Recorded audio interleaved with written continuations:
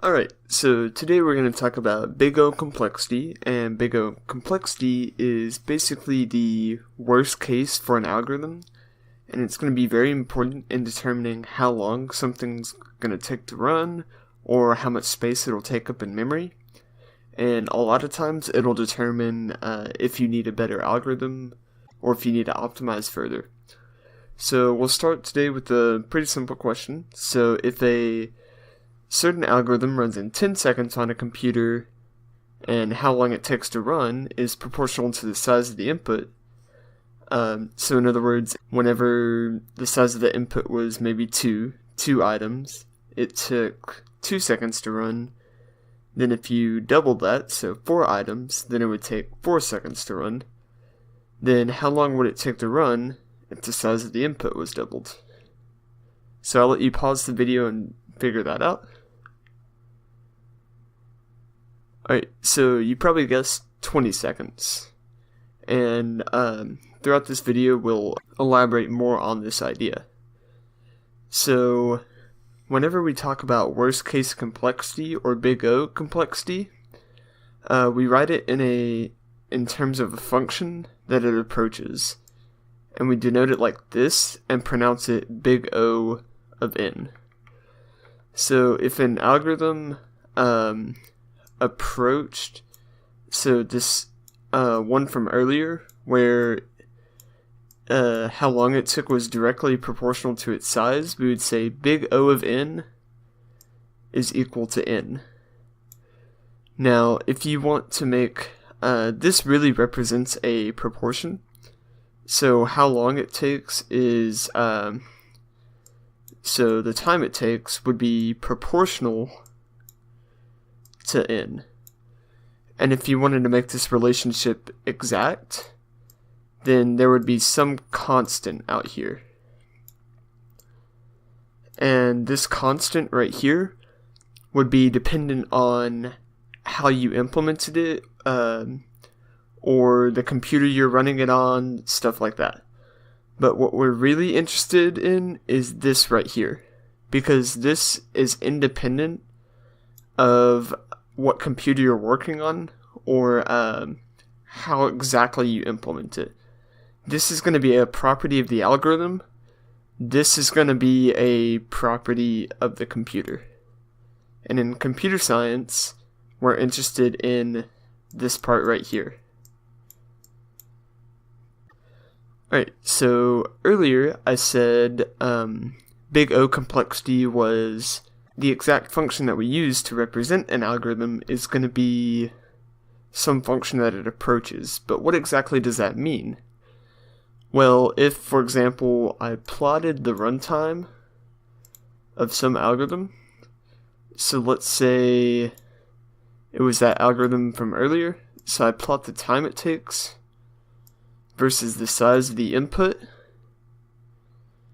and then due to a variety of reasons, whenever n is really small, it's hard to predict what exactly the time is going to be based on the input, and that's for a variety of computer-related reasons, not so much the algorithm itself. So whenever we say it approaches a function, we really mean as n gets really big. So the runtime might look really weird to start out with, but as n gets bigger and bigger, it approaches a linear function. So whenever we're talking about big O complexity, we really mean we're talking about very large n. Because for a variety of reasons, like I stated before, there may be algorithms or data structures that perform better as n gets really big, but when n is really small, something as simple as an array or something like that might actually run better. And so like if you've had any calculus, you may remember limits, and we basically say we would want to take the limit as n goes to infinity of a ratio of your so your algorithm runtime. So let's say, so let's say t of n is how long it takes based on n, and then this right here is going to be your big O. So for example, if t of n,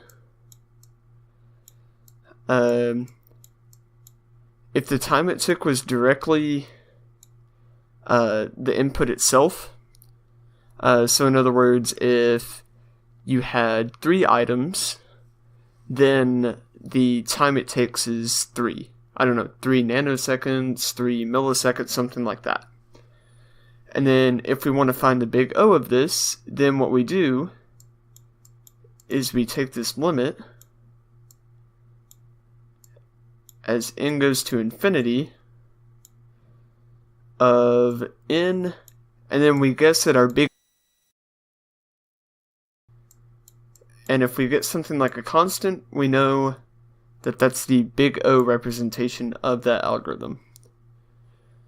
So to finish this off, we'll do a few examples of big O complexity. So right here, we'll figure out what's the big O complexity of accessing the last element in an array. So accessing in an array is going to be constant time. So in other words, big O of n would be equal to a constant, which we just denote as 1.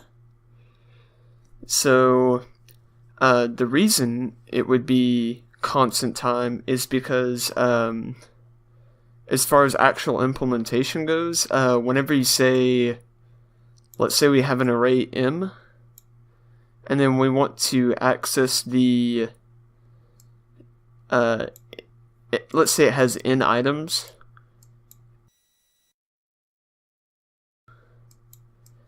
then the name of the array is basically a reference to the first element, and this number right here just tells you how far to step in memory.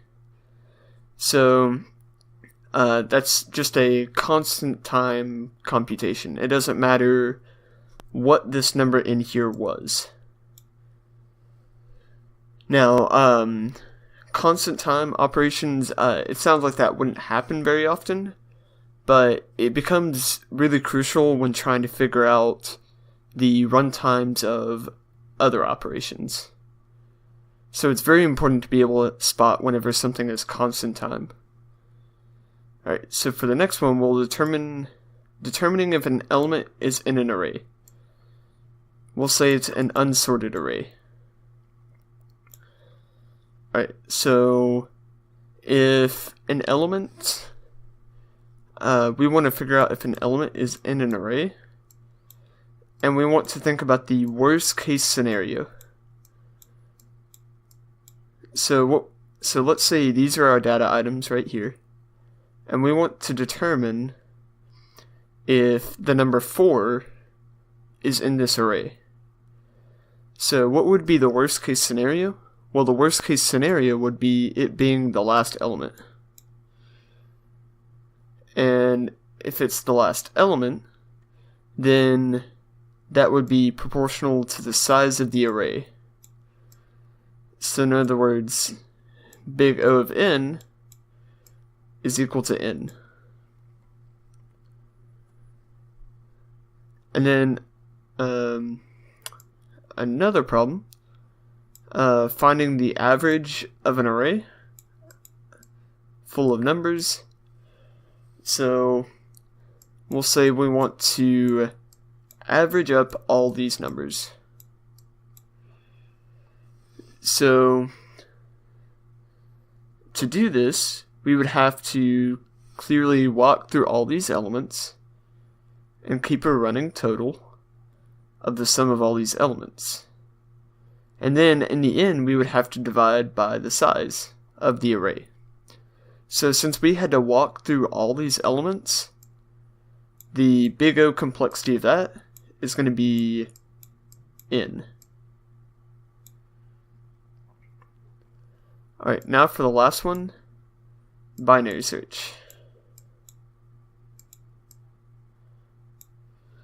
So, in a binary search is basically whenever you have a sorted array. So all these elements are in order, and then you're going to chop your search in half by starting at two different elements. So maybe you would start right here, here, and here, and then you determine, so let's say we're looking for the number 4, and this number right here is 5, this is 1, and this is 10. So if we're looking for the number 4, then we would compare, we would say, alright, is 4 in this region right here? And since the array is sorted, we know it is. So then we would pick our new pivot value to be in the middle of this. And then we would say, and let's say this element is 3. So now we would say, alright, is 3 in between this? Is 4 in between this? And we would say no, since it's sorted. Since it's sorted, since 4 is greater than 3, it can't be in this region. So then we would go here, and then we would realize, oh, hey, this element is 4. So what would be the worst case of this? Well, we actually ran into it right here. So we cut our search in half every time. And in the worst case, you cut it in half log base 2 n times.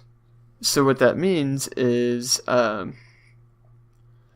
so we had to chop it up once to get to here and here, and then we had to chop it up again to get to here. So if you have to chop it up your search in half each time, then if you imagined it being like a tree with all these regions, like this region right here representing this part of the tree, and if you cut your search in half each time, then the worst case scenario is that you had to do it log base 2, which in computer science you usually just denote that as the regular log. You had to do it at most log n times.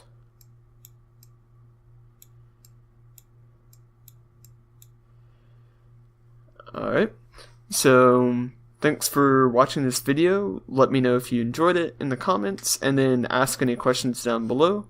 See you in the next video.